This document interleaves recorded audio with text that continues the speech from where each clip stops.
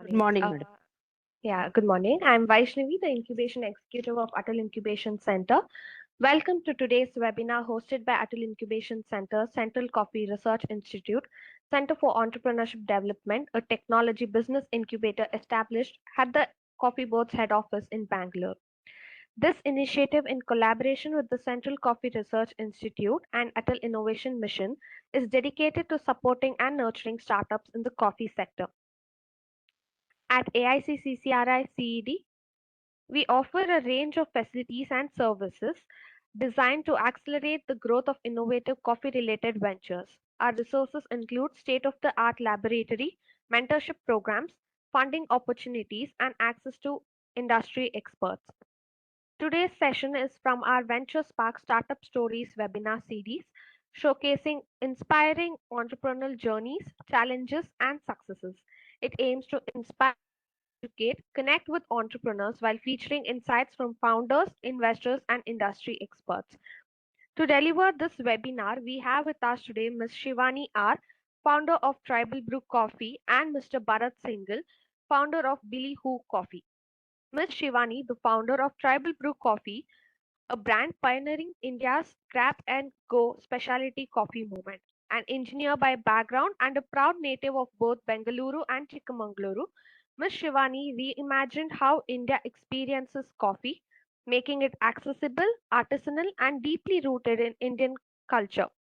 What began as a coffee on wheels experience has now evolved into a network of thriving specialty coffee bars across Bengaluru.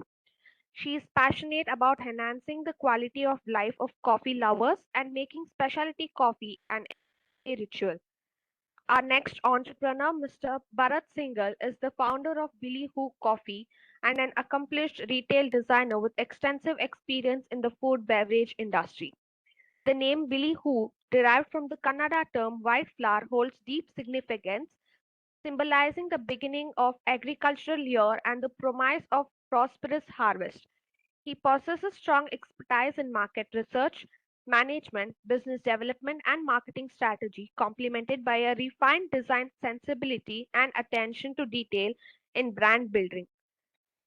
Through Billy Who Coffee, Mr. Bharat is passionately working towards establishing a luxury coffee brand from India.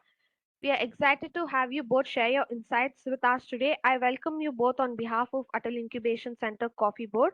Over to you, ma'am, Ms. Shivani, ma'am.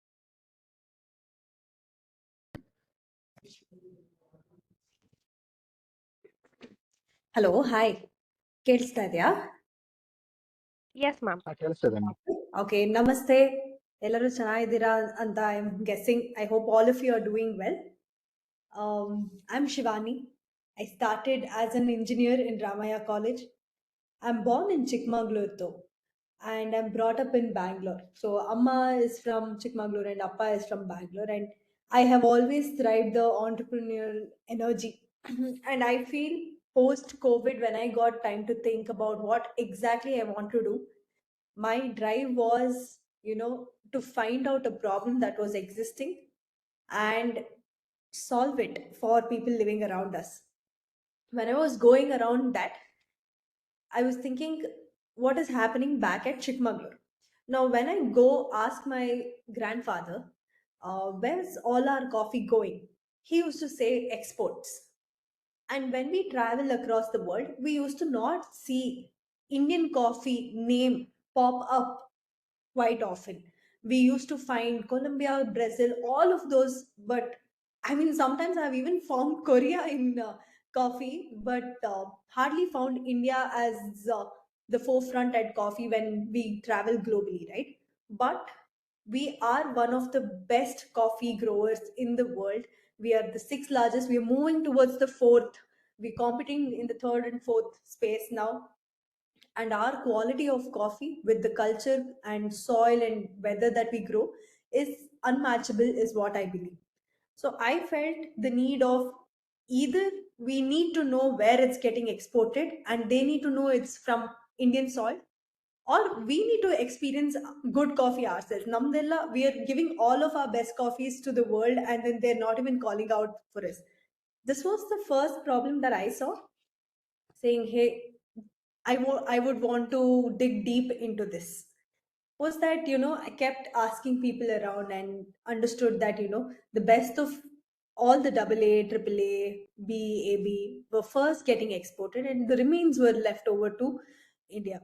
Thanks to Coffee Board of India and some specialty coffee growers and companies that have started in the last 5 to 6 years that have changed the coffee ecosystem of India, and that's where we also entered.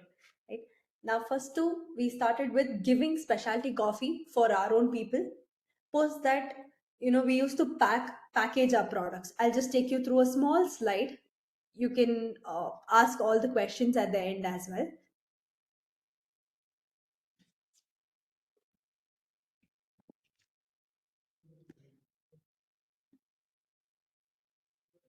Now, I told you guys what triggered me to start. Now I'll tell you. Let me just share my screen.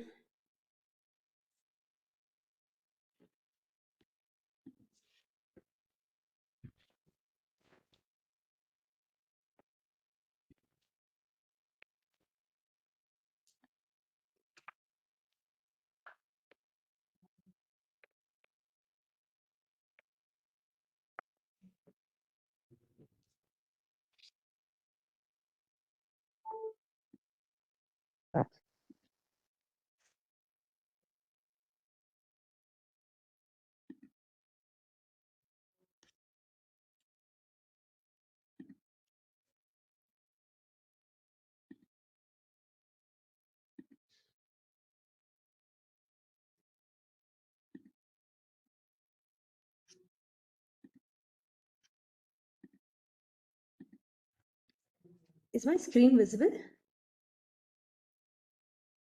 Yeah, visible, madam. Okay, you're able to see the problem and market gap slide? No, ma'am. I am the WebEx screen is visible currently. Okay.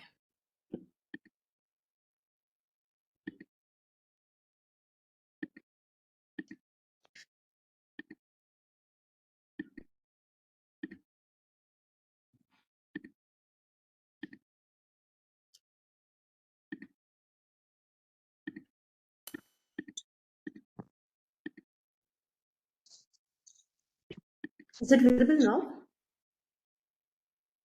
No, ma'am. Okay.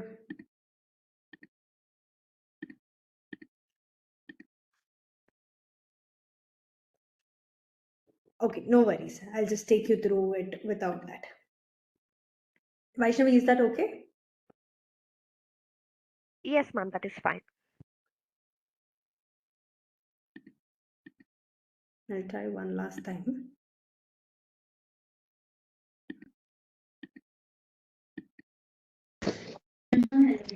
Ma'am, maybe try to share only a window instead of the full screen. Yeah, that window is coming as WebEx only. Ma'am, try to share the entire screen once, ma'am. No, it's not happening. Okay, okay, I'll ma'am. just Okay. take you guys through it without that. Okay, ma'am. No problem. So after the trigger of wanting to start something in the coffee market, we of course said, let us put a specialty cafe. Then realized multiple coffee leaders in the country were already doing that.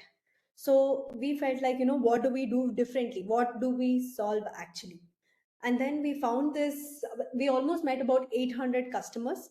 And this is something that I would like to tell all of you entrepreneurs, saying, if you need answers, you reach out to the kind of customers that you want to serve and they will have your answers. Instead of a lot of R&D online on Google, the actual answers are with the customers. We met about 800 customers in events, pop-ups, apartments, and co-working spaces, and realized people just wanted a good cup of coffee with a good quality consistently every day to grab and go. Ma'am, Because, sorry to interrupt. yes. Ma'am, if you can share the presentation in the PDF format, maybe I will try to share it from my end here, ma'am. Oh, that's great. One Yes, second. ma'am.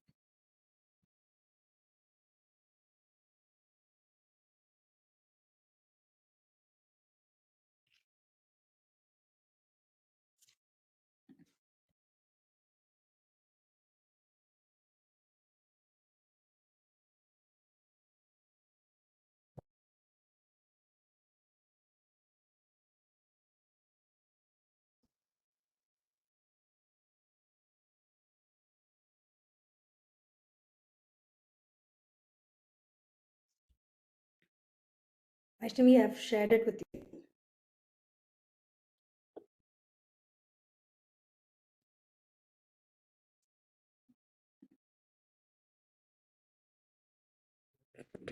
I'll be continuing. Once you receive it, you can share it. Okay, ma'am. Okay. So that's what customers said, right? We just need a good cup of coffee to grab and go every day. And then we found a major problem over there. So there were either Darshini kind of filter coffee spaces where you could grab and go, but only filter coffee was available, or there were premium or experience driven or specialty coffee driven sit down cafes. Now, only you would get varieties as well. Now, if I want varieties, but I want to grab and go because I am a person who is traveling in Bangalore, I have traffic to deal with, I have to reach office in time. In between office, I need coffee. Coffee now is becoming an everyday thing and not once in a week where we hang out in a cafe and have it with friends. It's not just that, right? So that's what we started to solve, saying let us give premium quality coffee in Americano, Malnad Magic anta one create madidvi. So around 25 varieties of coffees to grab and go.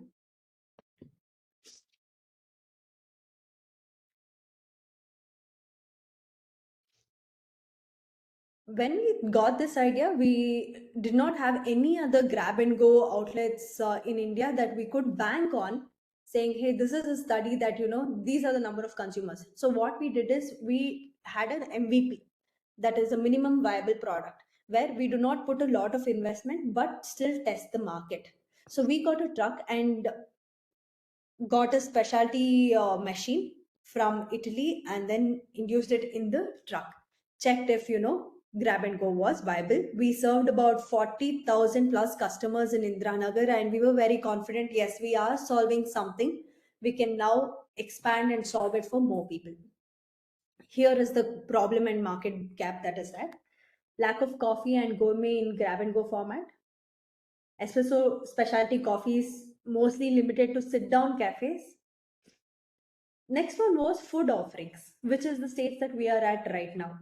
Now, coffee ke jana barta idare, but a lot of them will also be hungry when they come for coffees. We either have South Indian meals or we have a slow dining experiential thing, right? But what if I'm a student, I'm a fresher working in a company. My home was in Shimoga, but I'm now working in Bangalore. But every day I cannot eat carbohydrates and South Indian meals every afternoon. I would require some healthy aspect to it, saying a protein bowl, uh, varietals like that, right? So that's what we added with our coffees. Protein gap in India was the other problem that we were attending to. Vaishnavi, you can go to the next slide.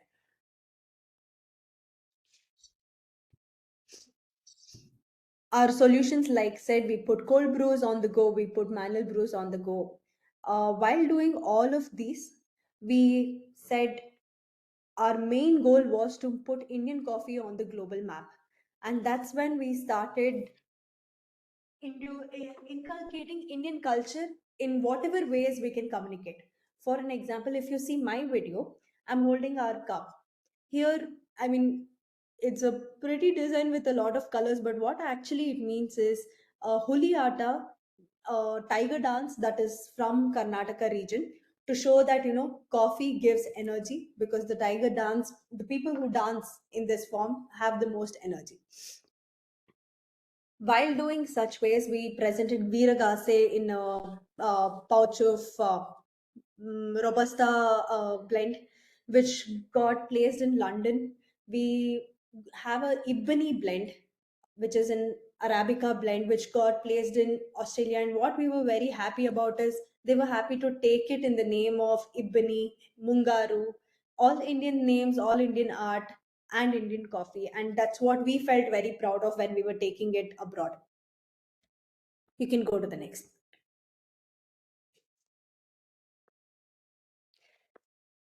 While doing all this, what is the value that I, as a founder, or our customers as consumers can create? We started doing farm to cup, right? We selected estates which has only lesser than 5 acres or below, so that we support the farmers and give them a direct connect to the consumers. So we told the consumers who they were, their planters were, and we told the planters who their consumers were. There was one thing that we did, which felt very wholesome for the planters. We took the coffee that they brewed and went back to the estates and brewed it for them. And that was one of the first times they had a coffee that they worked hard for an entire year. And I think little things like this that we do in corporate, if we go back and inculcate it back at the estates or our brand, it will make a huge sense for the people who are in the supply chain. Journey of building the brand. So first we put a truck, said that yes, we are solving a problem, and let us now multiply, because you need to take a informed decision. If not, there's a lot of time, energy, money, and other people involved in this business idea or vision of yours. So always assess the results and then take the next step instead of jumping to the final step. So then we found the first place that was in Newbiel Road. We put a grab and go over there. We met a lot of doctors. We started serving it to them. We understood the need of early morning for the runners and late nights for the doctors who are working. So we started timings between 6 a.m. to 12 a.m. in the night. Next came Indranagar. Over there, we served a lot of gym goers, bikers, people who work, and then we curated the menu, slightly altered and curated the menu for them. Now we have about 6 outlets along with Church Street, Agara, and slowly we feel like, we are solving problems. Since this is a startup story, I will be telling, what were the challenges that we faced. Firstly, when you think about it, does customers come first or investment comes first? So let us first invest this, then we will get customers is one view. Let us get customers and then we will invest is the other view. It is a egg comes first or hen comes first story. You will have to believe in your conviction and go ahead, do a certain MVP, test it with the customers, build a community. Because right now there are hundreds of brands coming, AI taking over. So only thing that will remain real is the connections that you build with your customers, and they will take it to the 10 other customers. Give knowledge to these communities so that we grow coffee as a community and not just one business as a whole. Key challenges: if you are wanting to open a cafe, first challenge would be real estate. Finding the right real estate, matching the rent with the kind of customers that you might assess. First 3 months fighting hard to pay the bills and make sure customers come in. Second would be funding. So it can be either bootstrapped, loan, or investors. These three are the methods. I would suggest whatever suits best for you in this case. Next is team. One mistake that we did is initially the whole business was dependent only on us, right? So I knew the accounts, I knew the marketing, I knew to brew coffee, I knew to speak to the customers. For the first 1 year, the con was I did not teach a team to do it, so that when I'm unavailable, business doesn't stop. So I hope none of you do that. Since at least 2 months down the lane, make sure you have a team whom you're teaching, and they also imbibe the same values. Now post that, after 1 year, but there is also a pro, right, for doing everything yourself. Vaniji, if you could please go on mute. Thank you so much. The pro is you understand all the mistakes, you solve it, and then teach the team and then forward it to the team so that they duplicate the system. So what is system? A business, I mean, coffee runs on caffeine. People will come for the caffeine, but the business will run on systems only. You make sure operationally you have systems created, you have systems created, so that nothing falls apart when you're absent. So if you need more insights about this, you can leave me a message on Instagram or LinkedIn, and I'll definitely help you out with this. I'll just take you through the founding story. When we looked around the coffee landscape, we saw two extremes. I have already taken you through. And in just a few months, we have served about 40,000 plus cups. You can go to the next slide, Vaishnavi.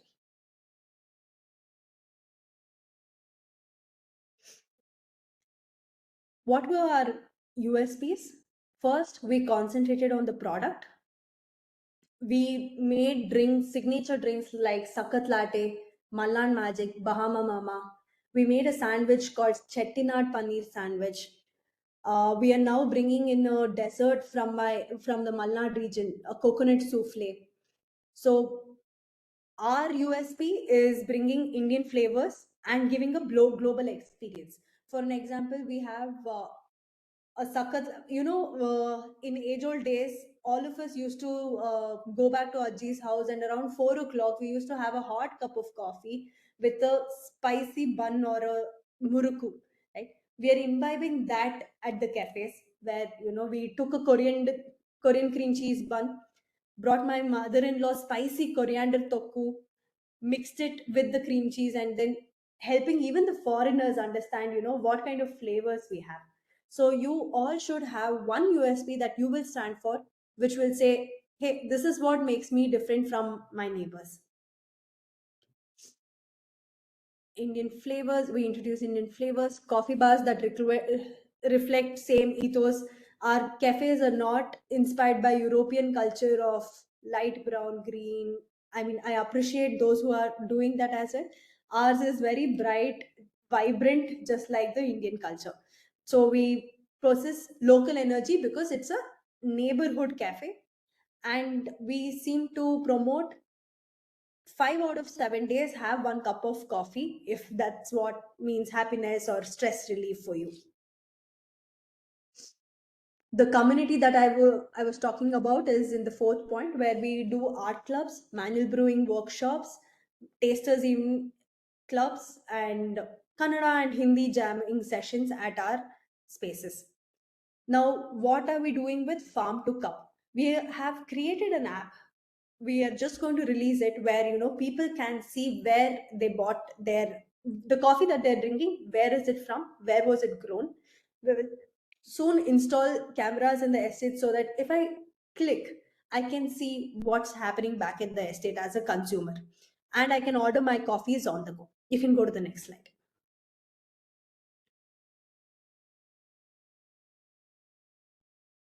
Vaishnavi, can you please take me to the next slide? Journey and milestones. This is our coffee on wheels that we had. We have about 5 stores now: New BL Road, Indranagar, Agara near HSR Layout, Church Street, and Megreth Road. You can go to the next slide. This is our Farm to Cup promise. Transparency is key. Telling your customers what your product is made of is extremely important at this stage, and I would suggest that's what everyone does as well.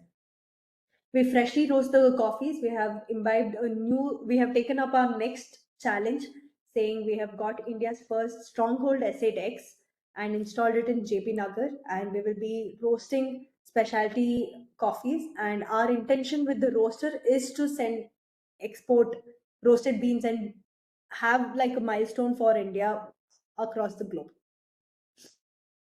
Next one, please. This is our sweet little picture from the estates.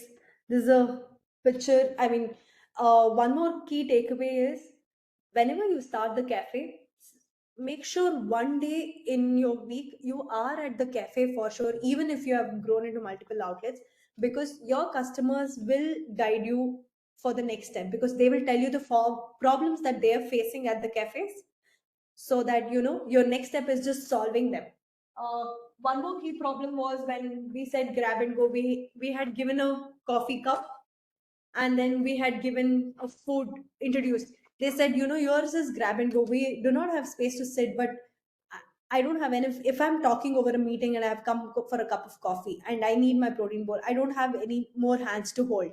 And that's how we introduce the grab and go holder, so that you can have your coffee, you can eat, and then you can walk by like a style statement. You can go to the next slide.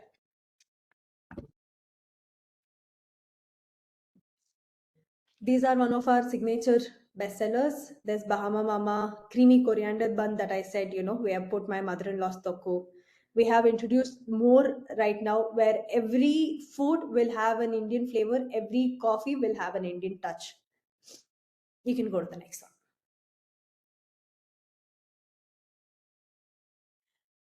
One of the most important points when you start is to define your customers and define their lifestyle.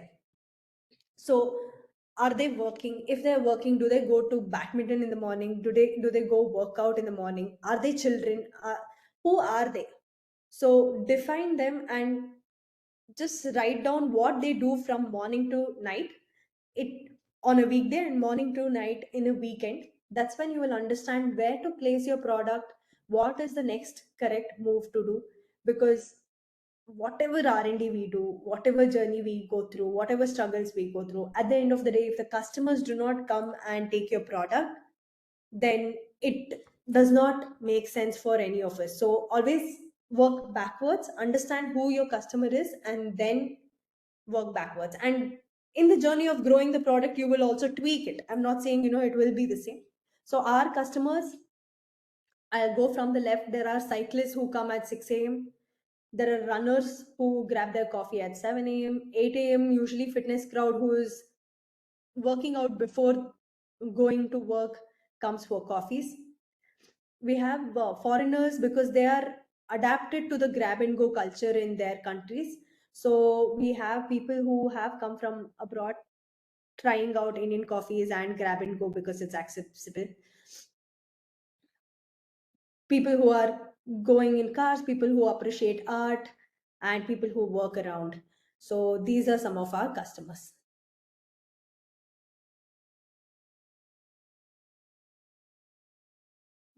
I'll just wrap it up from here. These are just reviews. So my major learnings are always understand what a customer wants. If you do not know, if you're lost, go speak to a customer and understand the solution. If you speak to 10 of them, you know what the next step is. Your conviction will guide you for the next solution. Second, build a team. Make sure the team is responsible. Third, create systems so that nothing will fall apart when you're not there or in such emergency situations. Fourth, document your journey, because when people understand the building of it, the way it is built, they're more connected to you and your product. That's my advice. That's about it. A lot to learn. Whatever I have learned in the last 2 years is what I could share. Thank you so much for listening.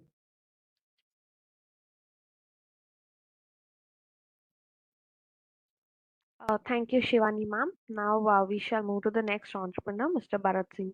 Bharat sir, over to you. Hello. Thank you for joining in. Excuse me. And thank you. Very nice presentation. It's very inspiring to see what you're doing in Chikmagalur. I'm Bharat Singhal. I'm 35 years old now, but I came across coffee as a 21-year-old and rather 20-year-old. And this was in 2011. And then, I went to a design school in Pune called MIT Institute of Design. And there was a project that required me to study coffee, and I'm personally very research oriented, so I did not finish the project in time. It was a college project and I extended it for like 6-8 months.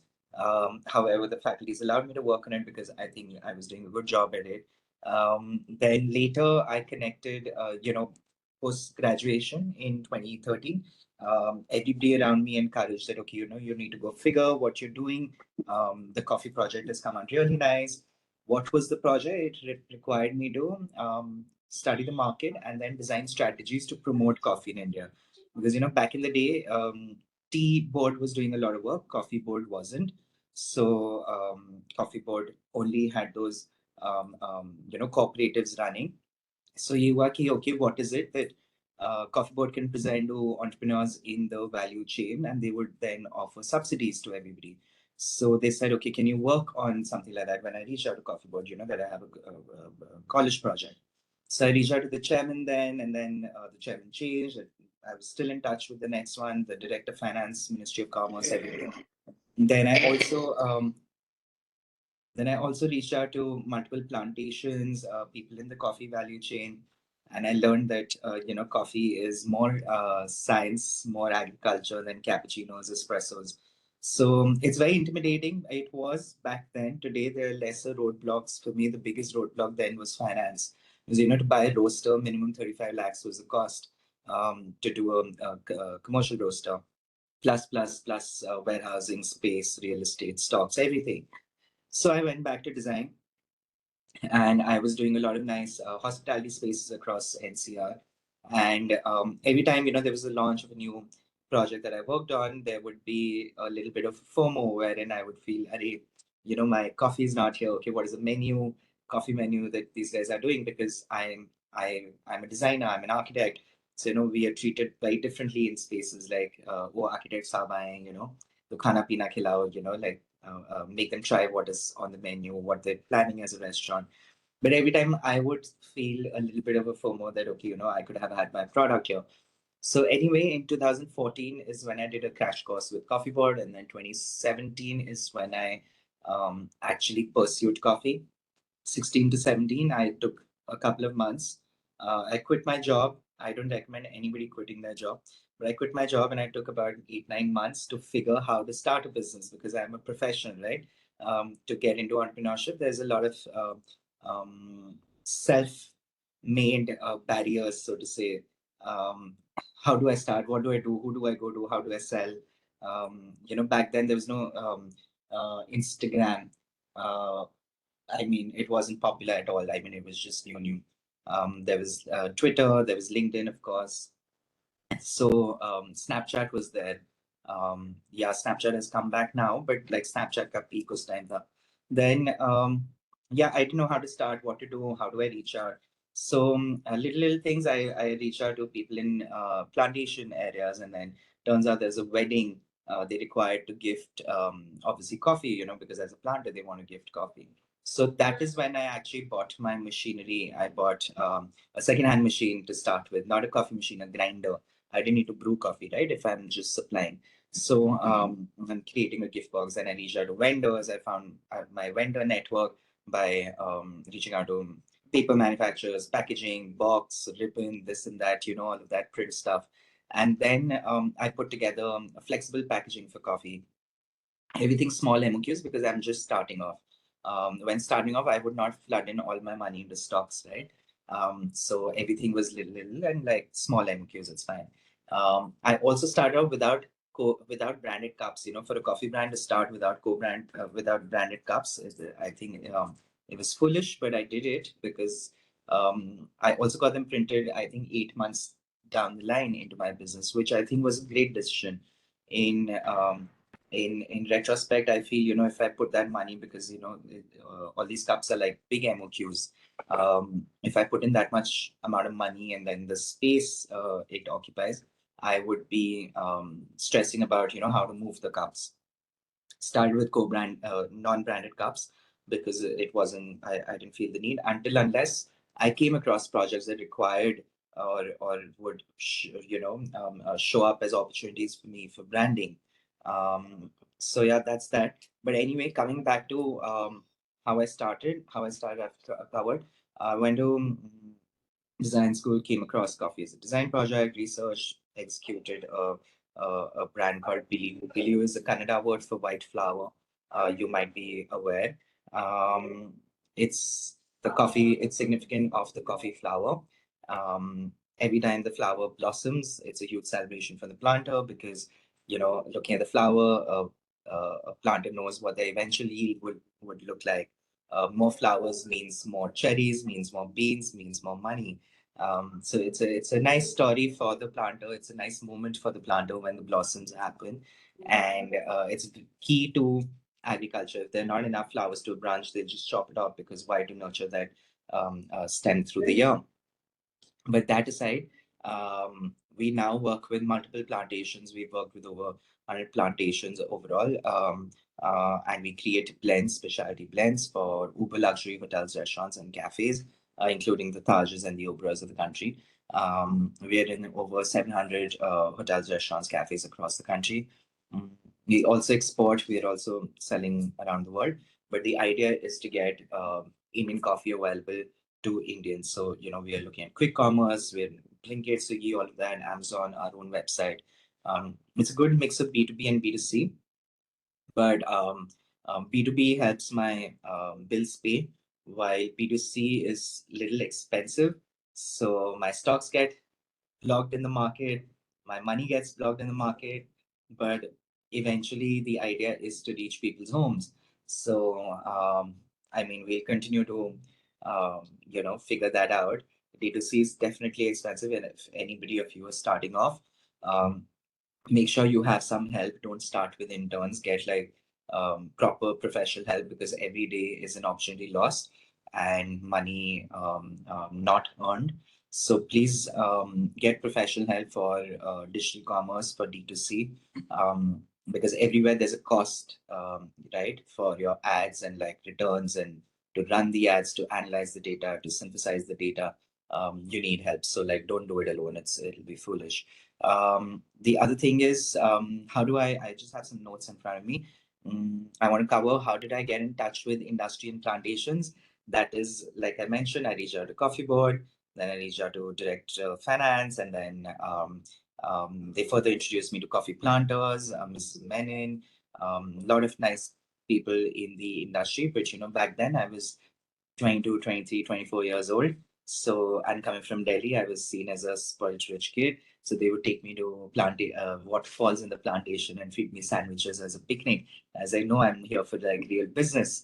So that took some time, obviously, because how coffee industry is. It back then it was definitely not open to youngsters. Today, anybody can walk into plantations and like have a chat. Back then, they would sit me down, give me some filter coffee with chicory, and tell me how they do not want to work with Indian entrepreneurs, so to say, because they're anyway doing a good job supplying coffees, exporting coffees around the world. However, I figured that out. I started buying like really small lots. And then even I didn't know how much I could sell, right? I'm just starting off as an entrepreneur, and it's fine to not know. It's fine to not have Excel sheets, in my opinion, because I never had Excel sheets when I was starting off, no projections, nothing. It's only about getting that self-confidence as an entrepreneur that, okay, you can build something and you can sell something, and then also service that customer. Sale does not end with money coming into the bank account. It actually starts after the money has come into the account, because you need to hold on to the customer. So there's a repeat purchase and loyalty and all of that that helps build a brand. In terms of innovation, what are the cool things I did? When I started off, I did not know what is going to set me apart in the market, because there was already a Blue Tokai. We've all grown up on mocha, smokehouse, all of that, barista, CCD, CBTL, and everything. Dunkin was also doing specialty coffee, like a really large chain doing specialty coffee. Obviously, it was intimidating. So I was like, okay, what else am I going to do? So I came up with cold brew coffee, and I sold to a brand selling coconut water. They would puncture coconuts, put coconut water through a chilled pipe, and give you chilled coconut water. So they had these carts across corporates. So I sold a cold brew coffee blend to them. So they would add coffee and coconut water and give it to people on the streets. Very inexpensive, like 35 rupees a glass or something like that. But that gave me confidence. Okay, I can sell coffee. Okay, now let's work on the labels, on the packaging. I say, a glass bottle, I sold it. So then started working towards that. Did not invest any time, money, energy into branding then, because the idea was to like get more and more clients and like understand how much coffee to buy and how to sell and all of that. Then, the biggest problem I faced then was okay, I'm doing these fun things with like coconut water. I also roasted some almonds, crushed them, used roasted almond powder with coffee. It smelled beautiful. It smelled divine. That moment will never go from my mind.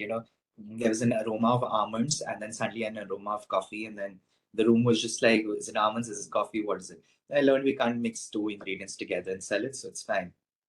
But these were fun things I was doing. I also did drip bags, sent coffee from here to Taiwan. There was no manufacturer then here in India. So sent coffee from here to Taiwan, and they sent me drip bags packaged karke, without labels and everything else. So I put stickers on it because obviously label printing is expensive. MOQs are there. So started with stickers. Then I realized it was expensive, and it was very new. Only CCD had, pyramids. They had coffee pyramids. They had tea pyramids. They had all of that back in the day. Bangalore mein tha na, the CCD restaurant, the blue color thing. So yeah, I mean, there was nobody else doing it. So I reached out to Taiwan. Via did not work well, but it created some excitement. People loved it. My existing customers who were buying coffee sent it free of cost, and because they are, I always say, initial 1,000 customers on our website are my investors. They believed in me, they believed in the product, they paid up, right? So they are my actual investors. So we'd send them like free samples to try and all that, get a feedback. The problem that I've really faced was that mujhe dhanda karna nahi aata, right? I don't know how to run a business. I'm a professional. In a professional space, it's very different. We create our own work. There's a specific design brief.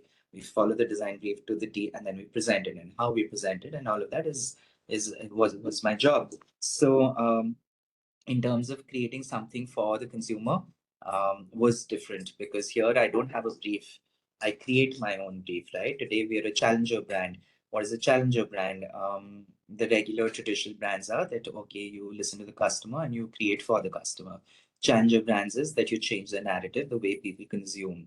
Nobody wants a ragi millet laddu, right? I mean, we all hate it. But then a ragi millet producer or a health activist will encourage us to have a ragi millet laddu, and then suddenly we try it, and then we're like, oh wow, this is yum. Okay, let's get a subscription. Similarly, for coffee, for decades, for years, people have been having coffee a certain way, and nobody's complaining. So, is there really a need for us? No, there isn't. But if we go and say, knock your door and say, hey, listen, try this coffee, it's slightly better, then you would be open to trying it. Similarly, tonic water. There's so many tonic water brands. There's so many water brands. We're all challenger brands. We're changing the narrative. We're challenging how people consume certain products. So I started to learn that, understood. I read a lot. I watch a lot of seminars, conferences. So a lot of self-learning. And I held Bilihu very close to, where coffee is grown. And the idea is that people are, joke around with what is Bilihu, who Bilihu, so people talk about it, and then, they learn that, oh, it's a flower. Coffee is actually grown on a plant. Where does chocolate grow? People don't realize, where does chocolate grow? Where does coffee grow? How does it grow? Is it a plant? Is it a tree? Is it a bush? Um, what does it look like at a plantation? How does chocolate look like at a plantation? Most people in hospitality also do not know. So we always explain that, there's a green color papaya like looking pod. So little things like these, I thought it was very interesting for people. Anything that amused me, I would take it back to people and amuse them, because some story that amuses me would amuse you as well. So of my customers. So that's how we came up with the name. Kannada was obviously because it's a tribute to where we first started growing coffee in India many years before tea. So yeah, it was it's a tribute to the crop, to the region, and today we work with so many plantations across states, from Araku to Kerala, Tamil Nadu. But that aside, what was my next lead here is what was the first response to the brand from people? So there wasn't. I mean, everybody loved the coffee. Okay, that's fine. But as a brand, what happened? Everybody had their own perception, because when we started off, how was I selling? I was selling B2B. B2B, nobody knows who's drinking what, eating what. When you go to a restaurant, all the food and beverages of the restaurant. My idea was to fix coffee for hotels, restaurants, cafes, because they're investing the real estate and the machinery and everything, manpower, branding, everything expensive. But then if the coffee is not nice, so I would step in and say, okay, let me fix your coffee. never wanting to get branding. It's fine. Like the idea was to fix other people's coffee. Then slowly I realized, we did some activations, events, farm markets, lifestyle events. So there, now after these events, when I would meet people in, let's say, a house party, events, conferences, wherever, they would know of the brand in a certain manner. They would say, "Oh, I've had it at a farmer's market." One would say, "Oh, I've had it at a fashion week." One would say, "I've had it at an art event." So everybody had a different perception of the brand, which is not bad. I don't think I want to be known as one entity that, oh, I've had it only at India Gate, for example.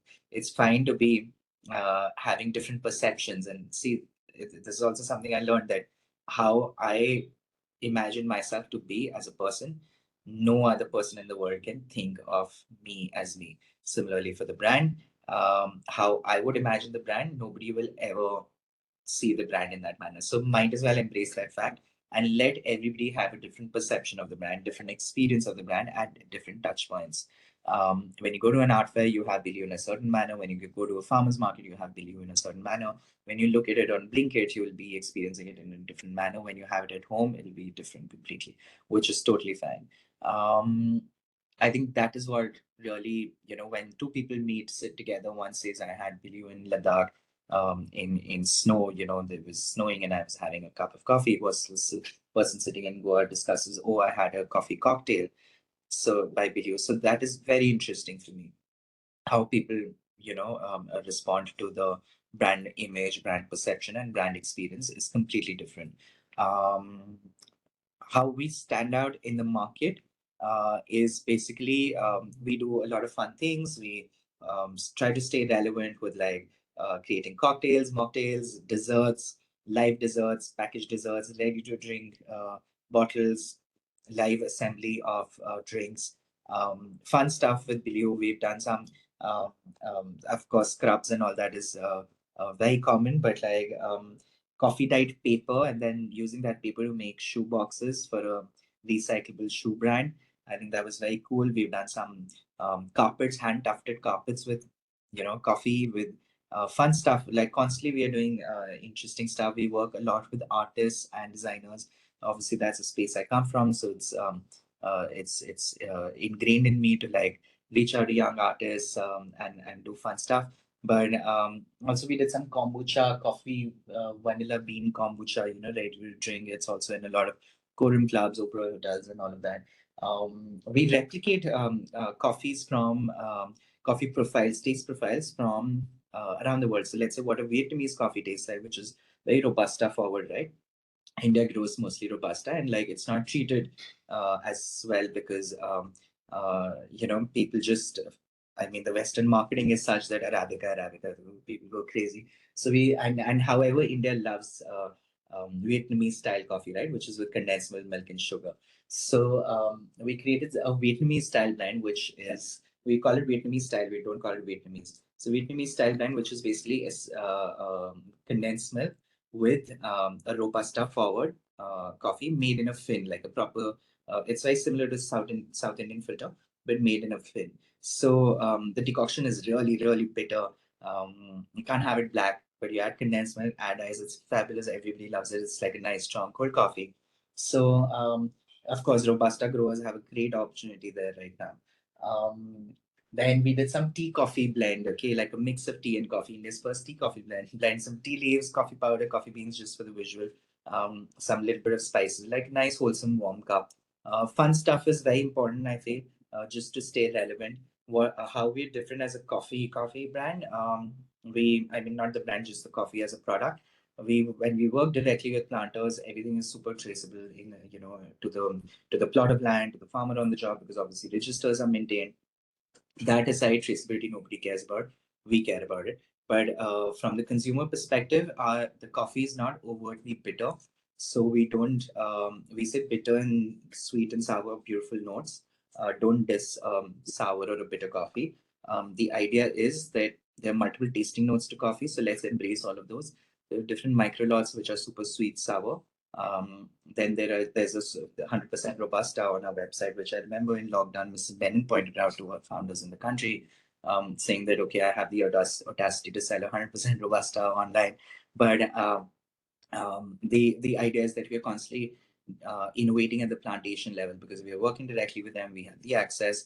So we tell them, okay, irrespective how the processing goes, we will anyway buy the lot. So let's process using fun methods like koji fermentation. First time in the country we did it. Subco and us showcased it. Then multiple other varieties, throw in fruits, throw in all of that. See, all these funky processes are not sustainable in any fashion. They're expensive. To do them year on year again is not practical. They'll never turn out the same. But it's fun to showcase the width that coffee has. So it's good to understand that okay, coffee naturally just by ways of fermentation can taste so funky, so beautiful, sometimes like fruit juice. And it's fine to not finish, like I cannot mostly finish a cup of fermented coffee, but it helps us stay relevant for the consumer. In terms of competition, I don't see anybody as competition. We're all a very small community. Nobody can afford to fail. So definitely, everybody has to succeed, because if anybody fails, obviously it's going to be a huge stain to the industry as a whole. We cannot afford that at all. But in terms of how coffee brands in general are different, if you don't already know this, it's important to understand coffee as a fruit or vegetable. How, if let's say 10 chefs, they get mangoes and they have to make, let's say, mango shake, bad example, but if 10 people are given mangoes to make mango shakes, everybody will do different proportions and ratios, and, just different mangoes, for example, like a Langara to a Chausa to a Ratnagiri Alfonso to an Alfonso from UP, they're all different. So there is no good and bad. There are no two mango shakes which are good or bad. They're all different. Much like Maggie as well. Maggie does not change. The masala doesn't change. The base doesn't change. 20 years back, today, 20 years ahead, probably will not change. But we all prepare it in a certain fashion, and we all like it. Sometimes wet, sometimes dry. When in the snow, we want it a certain way. When we're by the beach, we want it a certain way. When it's raining outside, we want it in a certain way. And it's not always that we achieve it also. So it's fine that, consistency is not something we should strive for in terms of F&B in general, the bigger problems to deal with. But yeah, that is something I always endorse. So don't chase consistency in single estate coffee. Do that for blends, because there's a reason we create blends, right? That's for corporations.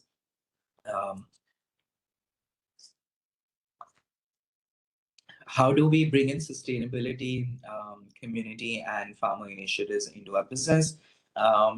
So sustainability is all from plantation in terms of packaging and all that. Obviously, it's something you should look at. It's fine to not do it on your day one of business. You can do it later once you have the funds, because everything sustainable is very expensive. Anything like even these paper cups. There are paper cups that are recycled. I mean, this is all recyclable, but it'll never reach the recycling unit.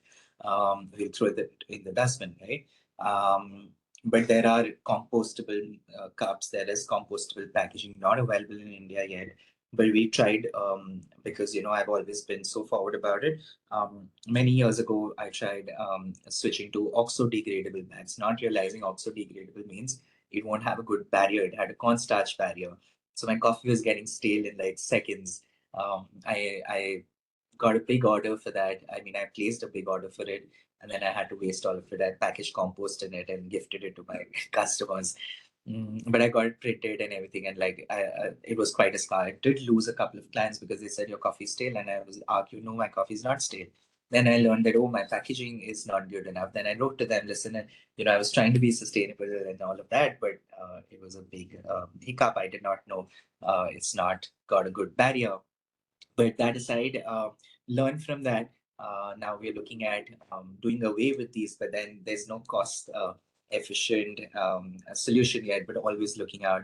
Packaging is PLA now. Our cups, lids are PLA. So, it's all a good plastic. It's all compostable. It's all recyclable.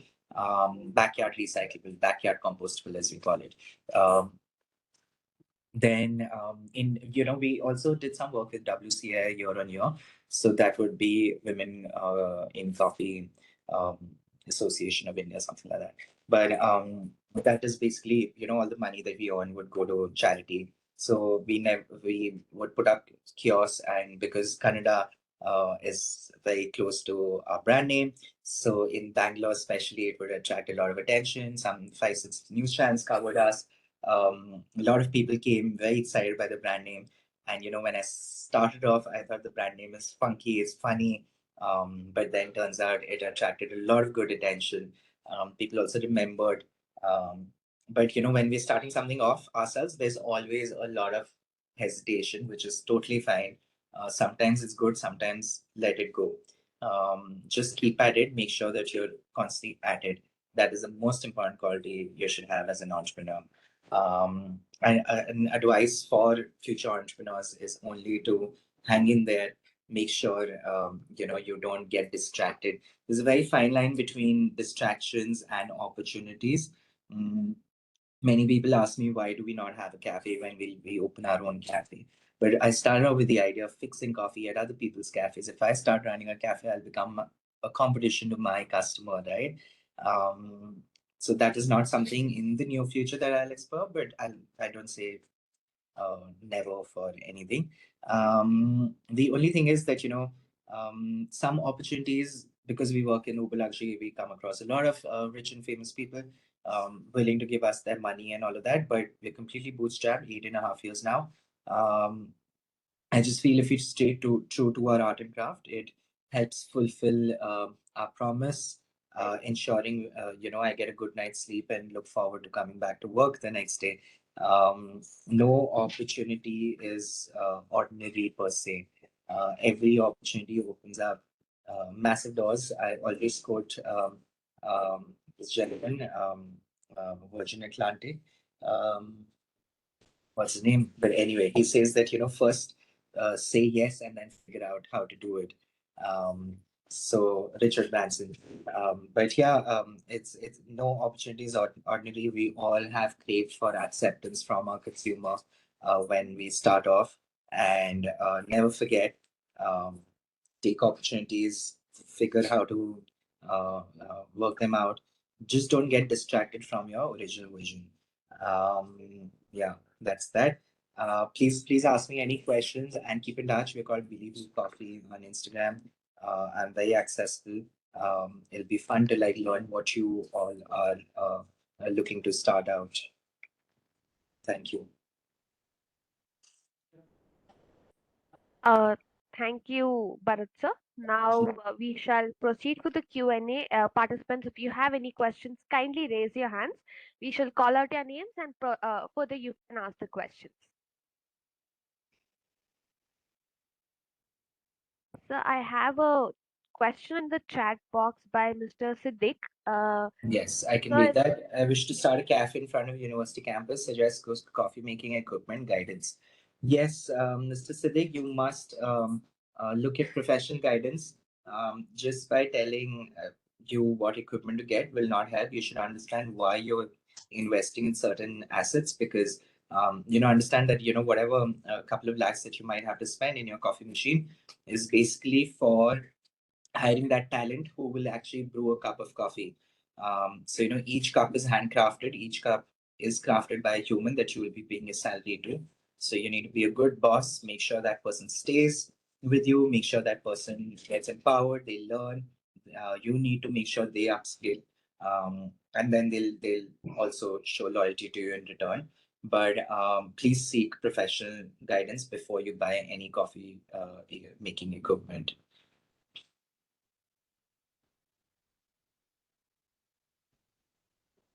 This is Saurav is asking, in tier 3 cities, what could be okay price point to launch a coffee on the go? Should I answer this? I think you need to do your own research. Don't depend on anybody else. Nobody else. You have to do this research. Take out menus from Zomato of the coffee shops that you aspire to be like. Um, Understand who's placed where, and then take a printout of all of those, highlight espresso key costing and then cappuccino costings, and see who's selling vegan milk, see who's not selling vegan milk, what are the typical price points for cold coffees across cafes, and then figure out where you want to be. Do not listen to anybody else. Do this homework yourself. That's true. Hi, Shivani. Hi, Bharat. Wonderful talk, by the way. Very inspiring.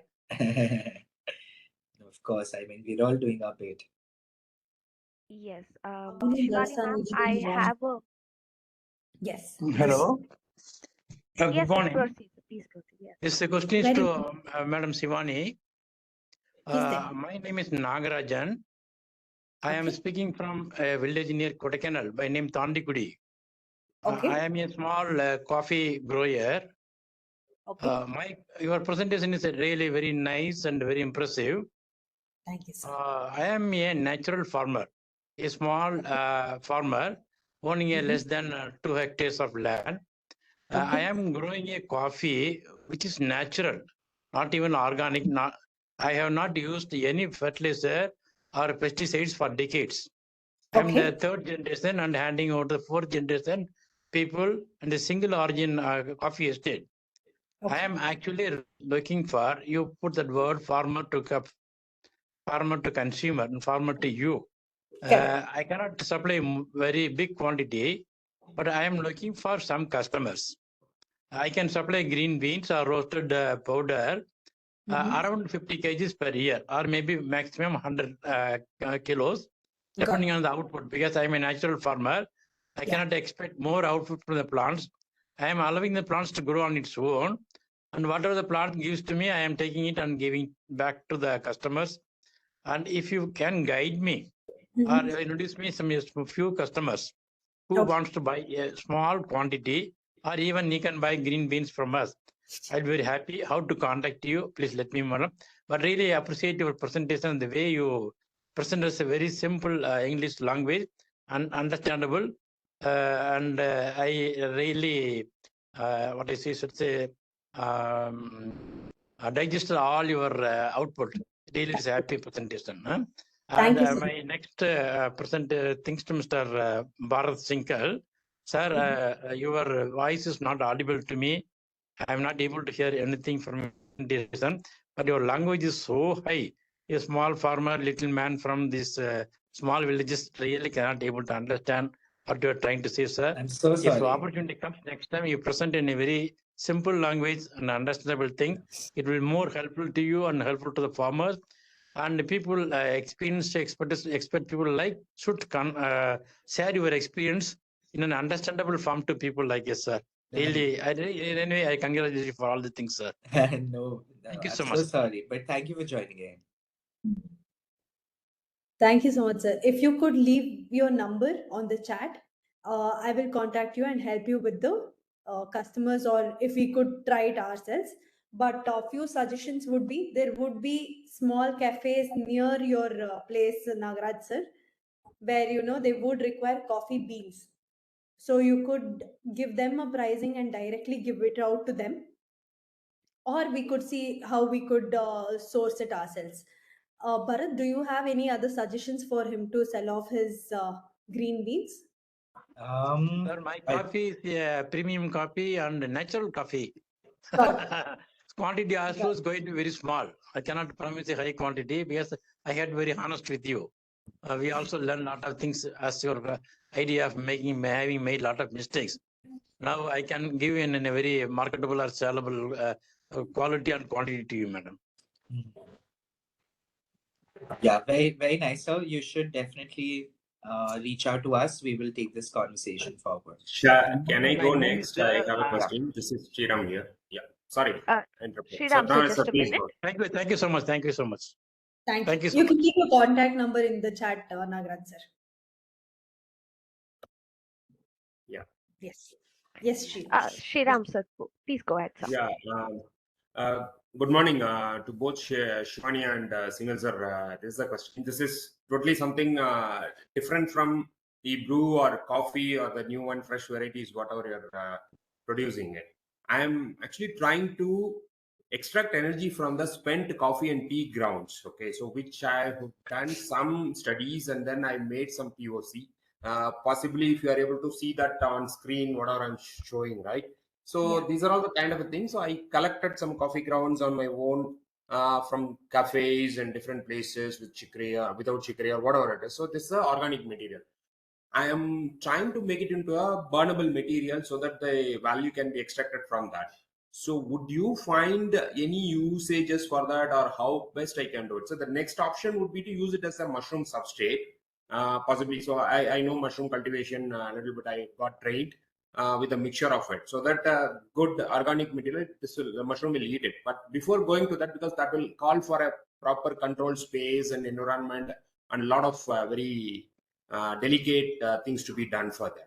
So the initial option would be to convert them into a burnable material, and where it can be used for cooking or for creating some biryanis or for marriage halls or for your repellents, insect repellent, or for that matter in in big resorts where they do that campfire, and those are all the kind of the places, or for that little iron box. Those are all the areas where I'm seeing a use case for that.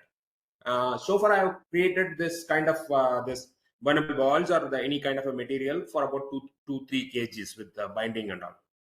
So what I'm looking for a market or make it into a useful venture, though the idealism of environmental and then landfill reduction, because otherwise it gets mixed with the regular biomass, it gets landfill unnecessarily. The full value is not being used properly because it's a clean with a hot water pasteurized item, which is again getting mixed with the regular one. It'll be lovely to connect with you offline and take this forward. We would love to explore this, because I did come across something like this, coffee pellets, at World Coffee Conference as well. Okay. You must share more details with me. I would love to take this forward. I think Shivani can also contribute to this. Yeah. So this is what I'm looking forward. So how can I do it in a both way, in a useful and profitable way is what I'm trying to do it. Yeah. We'll speak for sure. Okay. Please reach out. How do I connect it? On Instagram, there we are called Billy Who Coffee. You can reach out to us. We'll chat.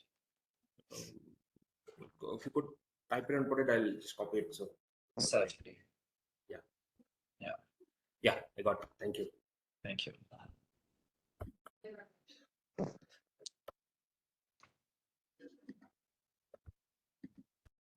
Can I go ahead? Yes, sir. Rajesh, sir, please go ahead. Yeah. Thanks, Vaishnavi. Good day, everyone. Hi, ma'am. Hi, sir. Swani, ma'am. So fantastic, sir. Actually, your presentation or your speech, everything is very good. Sir, I have two queries. The one is, see, I'm also in building my own startup. Currently in the first step. So I want to know that what are the certificates needed to register a company, whether it's a private limited or LLB or one person company, or what is that needed? First one. Second thing, I saw your both websites and all is fantastic. The MAM website is showing it's like a farm to cup, and the design in the cultured the way, and your website is showing including that Kannada words, and it's more impressed. So I want to know both of you what is the designing effort you've done, and that the package designing and the website designing, and then that's the person. Yeah. Thanks. So like Bharat sir was saying, I know I showed a very colorful cup, but when he was saying, I just realized, the first cup was a stamp. I was just trying to recollect where it was from. We just took a cup, put a stamp, because product comes first. You have beautiful design, you don't have a design. If your product is great, only that can take you to the next step. We only did the design after about 6 to 9 months in the journey of building the product. So I would suggest you definitely put all your effort onto product. Only that will make a person give their valuable money for it. Next comes when you want to design. When you want to design, first understand what you want to convey. So I would say write down 4 values that you or your brand want to promote with this product. It need not be just about coffee, but definitely have 2 values for coffee and 2 values for brand, and then see what they are, and accordingly design. First, if you are someone who is art approachable, then I would suggest you to put down a drawing and understand what exactly you want. Or to start off, there would be students who are artists in college. Have them come across, and then if you have relatives, their friends would be artists. Have them sit with you, make them understand your vision, and then put down a few, give them a reference image, and then try to develop some things. So that is with design. With registrations, you just need a. So, do you want to take this over, Bharat sir? No, go for it. Go for it. Yeah, this is great. I mean, Okay. you start with you don't start with a private limited. Start with a LLP. Later, you can move to a private limited. Depends. I mean, on your vision, how big you want to go. Do you want to pick up external funding or not? Go in for a proprietorship. Otherwise, I mean, get professional help. Again, I would say get professional help. Reach out to your family CA or whoever. They'll do all the paperwork. Don't worry. There's only an FSSA and a company registration that you need to get from Ministry of Corporate Affairs. Everything is online. A professional will guide you. It's not expensive at all. Okay. Thanks, 100 Vani rupees ma'am. for registration, 10,000 rupees for license. But you don't need a license on day one. You need it after you do like 5-10 crores. Until then, I think 100 rupee registration is fine. Okay. Thanks, sir. Thanks, Vani ma'am. Yeah. Thank you. Miss Don't Vanishri. Don't get involved in the design and packaging and certifications and all of that loop. It's a big loop, and then you keep going round and round in that. Or put all your energy into the product and giving it out to the customer. I agree, sir. But what I'm facing is before going to give the product to the customer, this is a government regulation, right? The certification and everything. No. No. There's no government regulation before 10 lakhs. When you do 10 lakhs worth of revenue, then there's government regulation. Oh, okay. Yeah. Good thing, sir. Thanks, sir. Thank you. Ms. Vanishri ma'am, please proceed with your question. Yeah. So I have two questions for Shivani. Yes, So one question is, how do you understand your customers? So you asked, you told like you segregated few of them like bikers or cyclists, walkers, all those things, and you also told to interact. So do you give a Google form, or do you like just talk to them and understand? Because when you speak to a lot of customers, so there will be a confusion. So how do you segregate first thing? And do you come up with a blend based on their reviews or based on market, or how do you do that? Okay. So first thing is, how do you understand who your customer is? Okay. Either know what product you want to give. First, create a base. You always know which is the product you want to give. Create a product. Understand if it were you, why would you buy it? And go to people like that. You will understand where they are, right? They might be playing, they might be in an art class, first, it is in your circles, friends, family, friends of friends. Try to approach in their circles first. Understand what your product is doing to them and if they would buy. If they will buy, understand how much they would give. So again, I am saying consider customer feedbacks, but there's something called conviction over confusion. Yeah. You can listen to 20 of them, but they're not running your business. Only you are. So you know what you need to give. So I would say just simply write down all the pros and cons, see what ticks off for you, and then do your own research and then take the next step. That is one thing. What was the other question, ma'am? Yeah, regarding the creation of Creating. blend or coffees. Yes. Create your first product first, which you should like. Yeah. Once you have liked, take it to your customers, your first circle, second circles. Post that with their feedbacks, understand if that makes sense for you and your customer base, and then develop the product accordingly. For an example, our espresso is not very mild, fruity. Our espresso is bold and balanced because we were bringing in a change from filter coffee drinkers to an Americano, cappuccino, sakat latte kind of drinkers, right? So we decided that, in a latte, we won't have the flavors very mild. I, as a customer, as a coffee lover, like my coffee bold and bright. So I created a balanced cup which also has slight bitterness. So I created a blend in Arabica and Robusta.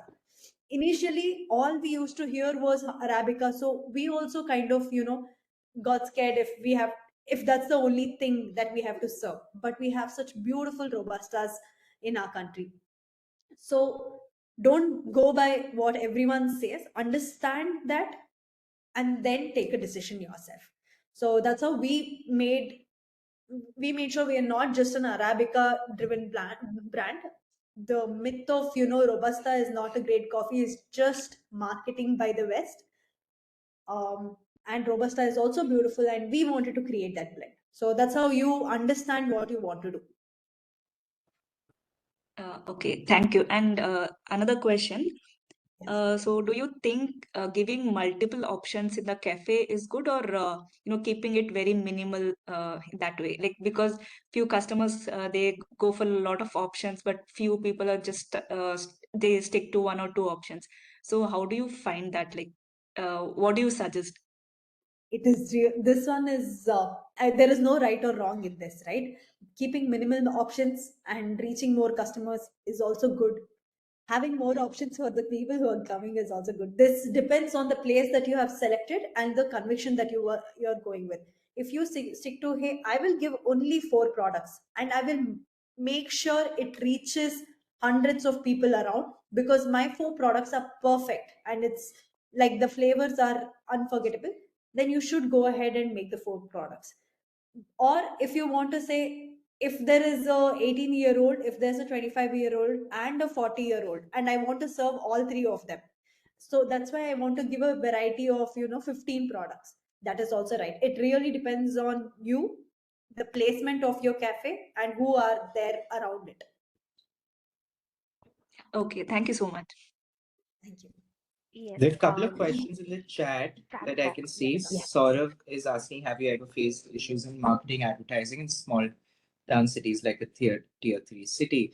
There are no issues. In fact, it's cheaper to advertise in tier 3. I don't understand what you mean here, but the other question is about having bigger impact on coffee flavor, beans origin, ta ta ta ta ta. Okay, cool. Please remember, as an entrepreneur, whenever you're starting off and selling, be it tea, coffee, chocolate, whatever you're selling, a major red flag is if you're not educated in the product space. Please make sure you know your product in and out and your industry in and out. That is the only way you can go to sleep at peace, thinking that, okay, my core is sorted. Now I have to figure how to scale it, how to increase business, how to sell things, right? But you have to be very, very confident and educated about your product. So please ask all these questions separately, wherein you're also learning about coffee yourself. And then it says, I saw one of the cafe in Canada, they offered every day 2 different varieties each day. Yeah, so these are fun things you should do. We all do that. Seasonal specials, on Valentine's Day, there's something. On Christmas, there's something. On Diwali, there's something. We all like to try ice creams with motichur laddu and gulab jamun and all of that, right? It's always fun. It keeps ourselves relevant. So please keep experimenting. It's a lot of fun. Coffee can almost never be unhealthy. Play around with recipes, play around with ingredients, and play around with how you present your coffee.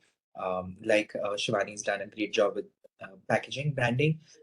Keep working on it. I'm sure she'll keep working on it. We keep working on it. We all keep introducing new things on the menu. Take it off the menu. Never be afraid. Take that risk, because that will only help you understand what are you enjoying more. But yeah, it's all onto you. I agree. Change is the only constant, just like how we celebrate festivals, right?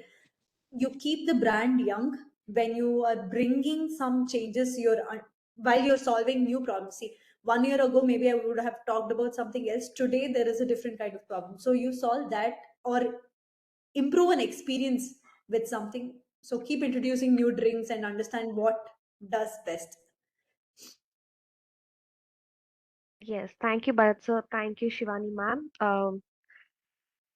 Before we end the webinar, maybe we can give just one person to answer the last question, either Bainaguda Estate or Panksha sir. You can unmute and ask your question. Hi, my name is Pangsha, and I'm from Nagaland.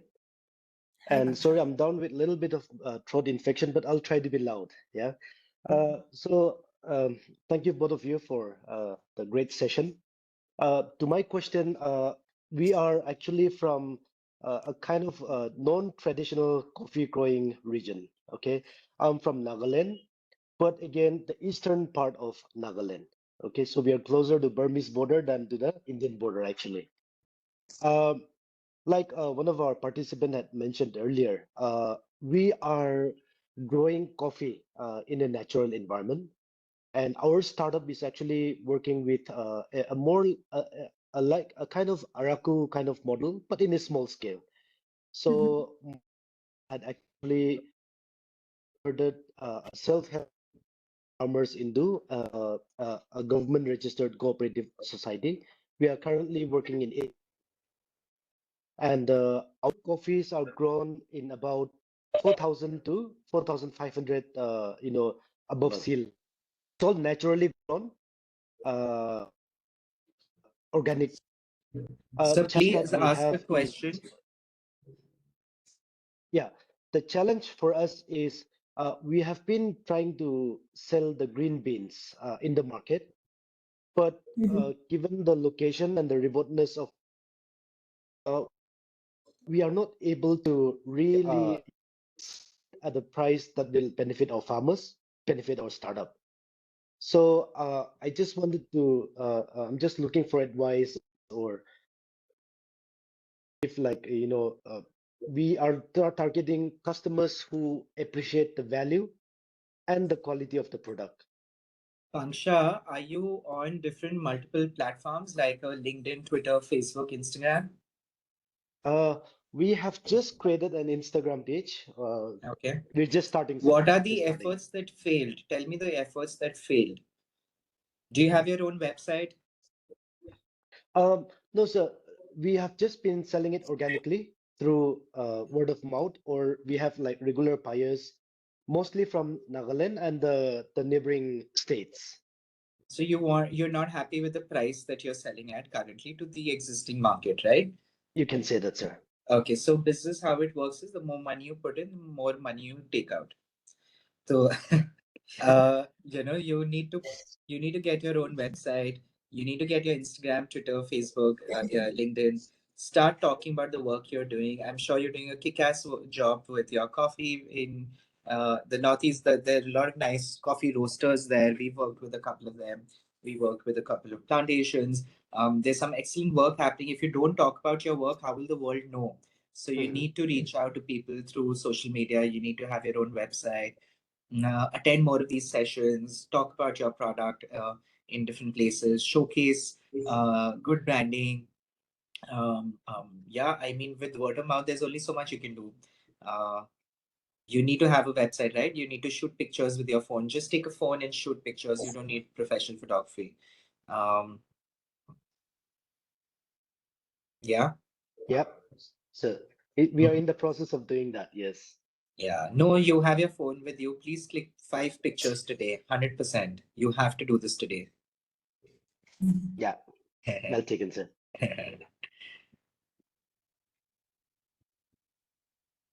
Good. Any questions? Are we good?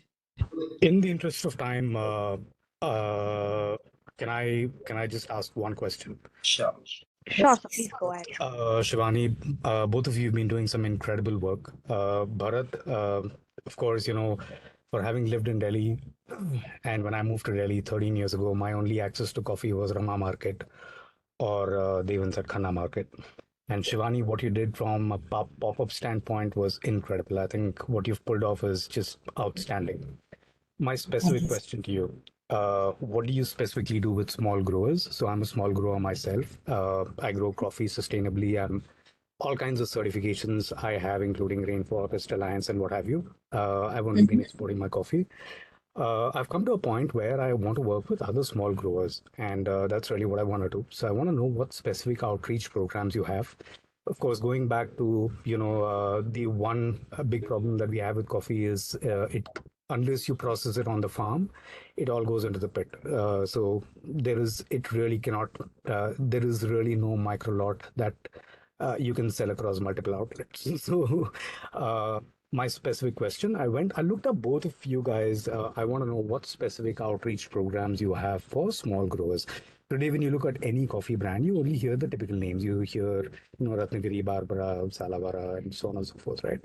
75% of the coffee is grown by growers who have less than 5 acres of land. And in the area where I grow coffee, we get about 400 inches of rainfall. We've had little or nothing left on our plants this year. Our pepper vines have all just been. It's been a pretty bad year. So specifically, how do small growers get to work with you? Do you have specific programs that we can work with you to kind of get our coffee out to the larger market in India? So thank you so much. Where exactly is your estate, sir? So I'm between Mudigere and Sakleshpur. Wonderful. Okay, so this was a good trigger. I was just thinking, we have art communities, we have coffee club communities for all people living in Bangalore, but I think we should simplify this more into WhatsApp groups of small estates where we verify 5 acres and below, so that they can just put the lot that they have and we can pick it up and see what best we can do. Meanwhile, what are the current programs that we are doing? Currently, we are building an app where all these small growers like Pangsha and what you just mentioned, you'll be able to upload your lot over there, and we will be able to either buy it ourselves or tag it to buyers. We will pick your coffees, roast it in micro lots, and then supply it to our own cafes or neighborhood cafes across India. So this is something that we are working on. An FPO is something that we are working on. It's not executed yet, but as of now, we again very small reach of word of mouth. We figure out estates in Chikmagalur, around Mudgere, Kabin Setwe areas, and then pick it from there. So if you leave your mail ID, or I have left my mail ID, you can definitely reach out to me, sir. Shivani, if you also sell green beans from small farmers, we would love to pick some. But gentlemen, you said you're also RFA certified. The fastest, easiest way to get your coffee out in the market is to tell RFA to promote it. They send RFA directories to all coffee roasters. I'm sure even Shivani's received it. So they also did a coffee research document wherein they understood how much a consumer is willing to pay extra for an RFA certified coffee. If you're already there, that's great. I mean, they will help you sell your entire coffee lot. Right. Going back to what I said earlier, Bharat. So I think I'm quite sorted. What I really want to do is to what you just mentioned, Shivani. So I want to set up multiple FPOs now. So I also recently happened to grow up in Koraput.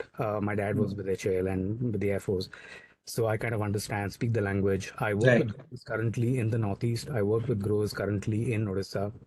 I understand the pain that we have today. So, barring the labor and what have you, I think there are small growers specific problems that nobody, including Coffee Board, is addressing today.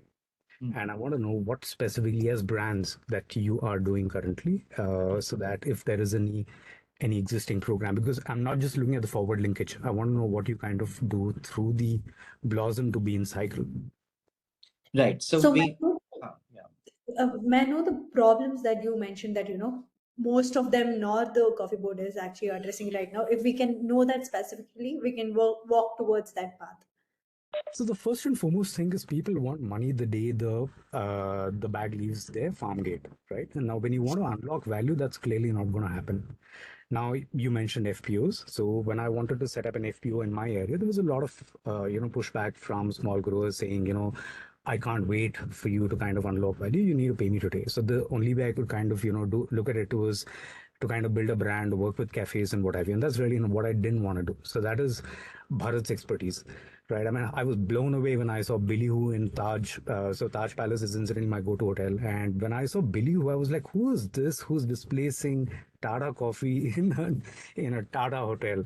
And that was incredible. I mean, I was blown away.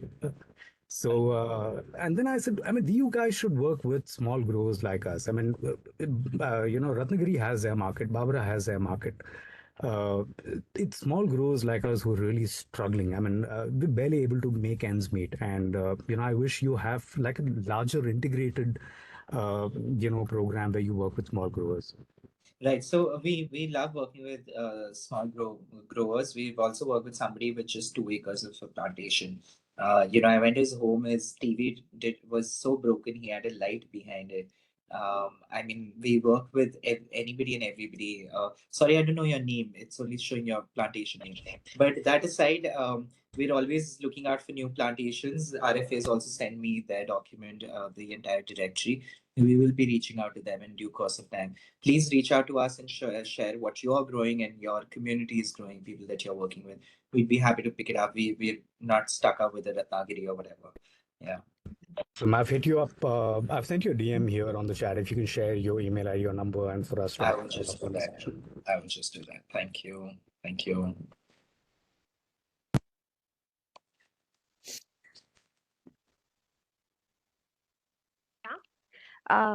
Thank you, Bharat sir. Thank you, Shivani ma'am.